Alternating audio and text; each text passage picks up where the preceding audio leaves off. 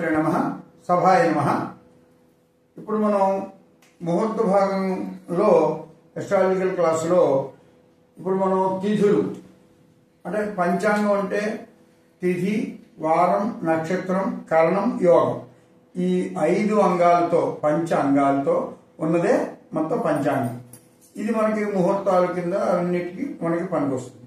ఇప్పుడు ఇందులో మనం తిథుల గురించి చూస్తే తిథులలో మనకి 15 తిథులు ఉంటాయి. 15 తిథులు అదేంటంటే మీకు అమావాస్య నుంచి పాడ్యమి, విదియ,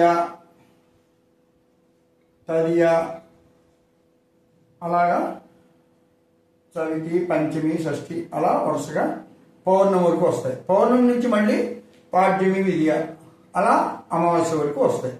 మనకి 30 రోజులు. అది ఒక గమనం. ఇప్పుడు మీరు ఇందులో ఈ 15 తిథుల్ని 5 తిథుల కింద పేర్ల కింద చెప్పారు.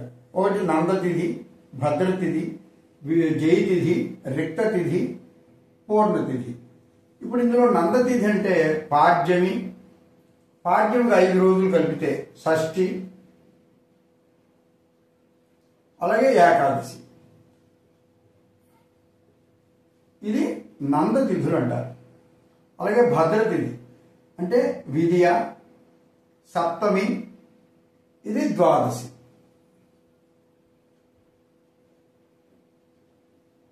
ఇది భద్రతిథి అంటే భద్రం, పేరులోనే అర్థం కొన్ని తెచ్చారు. జయతిథి ఏదైనా పనికి జయంగా ఉండాలంటే తదియ, అష్టమి, త్రయోదశి.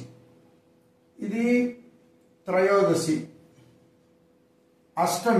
అష్టమి కూడా అది విజయ తిథి అంటారు. అందుకనే మీకు దుర్గాష్టమి, అమ్మవారు అష్టమి నాడు బయలుదేరి యుద్ధానికి వెళ్ళినట్టు మనకి అది విజయ తిథిలోకి వచ్చింది. కనుక అష్టమిని మనం ఎప్పుడు కూడా వేరేలా అనుకోకర్లేదు. ఇక్కడ రిక్త తిథి, రిక్తం అంటేనే ఏమీ లేనట్టుగా, అంటే అంత ఉపయోగం లేనట్టుగా ఉంటుంది. అది మనకి ఇందులో చవితి, ఇది మనం నవమి, ఇది చతుర్దశి, ఇది నవమి.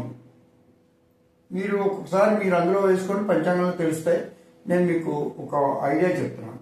అలాగే చవితి, ఇది మీకు రిక్త తిథులు. ఇవి అవాయిడ్ చేయడం మంచిదని.